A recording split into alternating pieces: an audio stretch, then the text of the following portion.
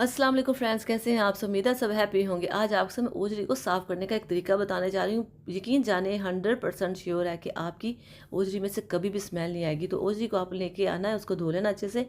फिर आपने पानी को बॉयल होने के लिए रखना और उसमें आपने इलायची, दालचीनी और इसमें से 3-4 आपने लौंग और इस तरह से एक इलायची डाल के आपने बॉयल कर देनी। जब इसमें इस तरह से बबल से बनना शुरू हो जाए, तब आपने इसमें ओजरी को 2 पीसेस करके इस तरह से ऐड कर देना है।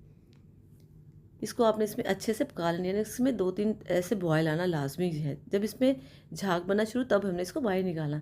तो एक दफ़ा आप इसको हिला के इसको साइड चेंज कर दें। तो इस तरह से देखें, इसमें सारी खुशबू जो है हमारे मसालों की आ गई। तो इसकी जो अगर आपको स्मेल लगती है तो वो बिल्कुल इसकी ख़त्म हो जाएगी। तो देखिए इसकी झाग बनना शुरू हो गई है, यानी कि ये इसकी सारी जो मैल थी, ये स्मेल थी, वो ख़त्म हो गई। तो अब इस चूल्हे को बंद करके अब इसको हम इस तरह से साफ़ करते हैं। साफ़ करने का तरीका ये कि आप इसको कटिंग कर लें। इसके 2 तरीके हैं, आपको मैं बताती हूँ किस तरह से।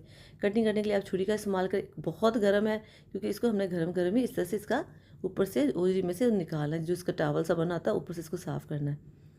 और ये सारे का सारा साफ़ नहीं होता, जहाँ से साफ़ होना होता है वहाँ से प्योर ये साफ़ हो जाता है। हमें इसके लिए छुरी और कैंची की ज़रूरत है इस तरह से। तो देखिए आप इस तरह से इसको उतारते जाएँ।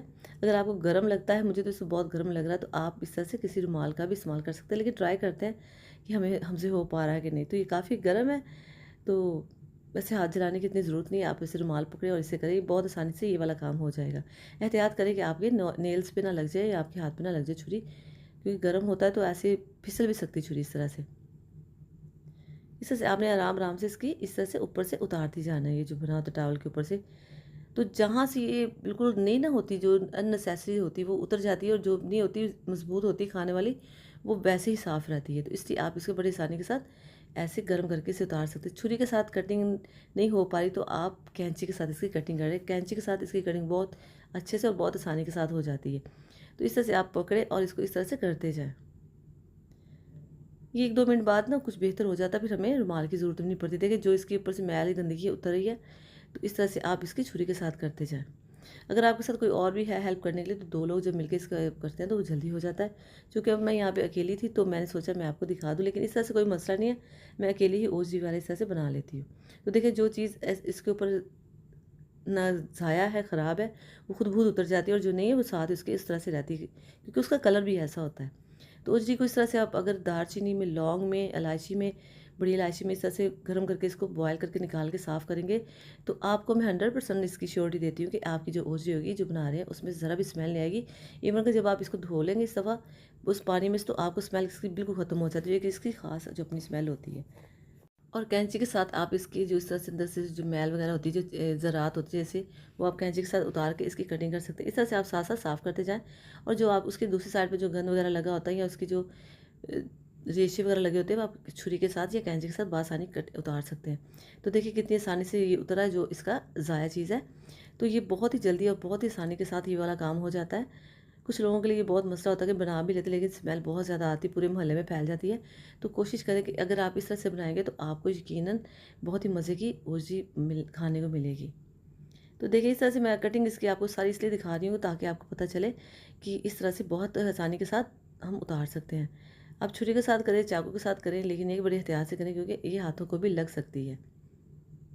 तो इस तरह से देखें सारी इसकी जो हमने मैल गलाज़त उतर गई है, और इसकी स्मेल तो ऑलरेडी ख़त्म हो गई। लेकिन देखिए ये जो सारी इसकी ऊपर से जो मैंने मैल वगैरह उतारी, इसके जो ऊपर से टॉवल के ऊपर से जो है, थोड़े-थोड़े से रेशे जो उतरने थे वो उतर गए हैं, देखें इस तरह से।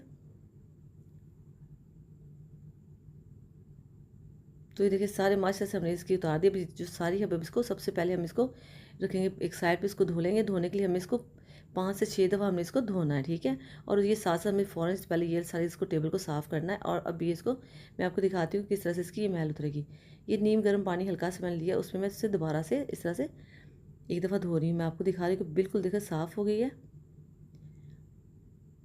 इसके अलावा भी अब आपने इसको 5 से 6 दफ़ा धोना, और इस टेबल को आपने अच्छे से साफ़ करना है, क्योंकि सफाई बहुत ज़रूरी है। तो इस तरह से आप इसको धो के अच्छे से, इसको मैंने 5 से 6 दफ़ा धोया दोबारा से, ठीक है?